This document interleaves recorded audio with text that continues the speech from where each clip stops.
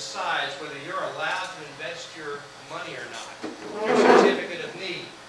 Mr. Stubbs referenced Phoebe Putney Hospital in Albany, Georgia, a monopoly protected by the state of Georgia. So which of you, if elected, is willing to campaign to rid this state of certificate of need and try and bring a modicum of free market to health care in Georgia? Thank you. Me. Certificate of need, C-O-N. I think of it as cronies owned now, because that's exactly how it's used. It's a political influence mechanism for protecting monopolies. That's exactly what it is.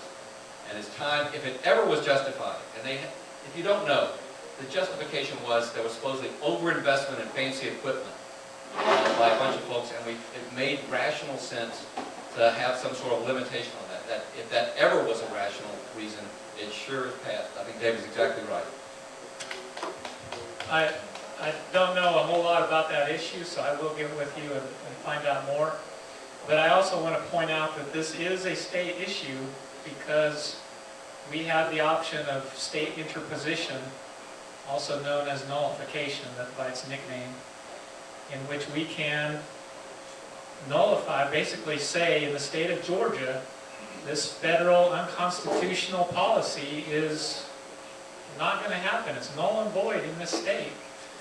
And 37 of the states are prepared in one way or another to either do that or file a lawsuit against the federal government so that it'll go to the Supreme Court.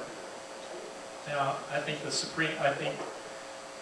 who knows whether the Supreme Court will say it's constitutional or not, because they've made a lot of decisions that are against the Constitution. It's a state issue, David.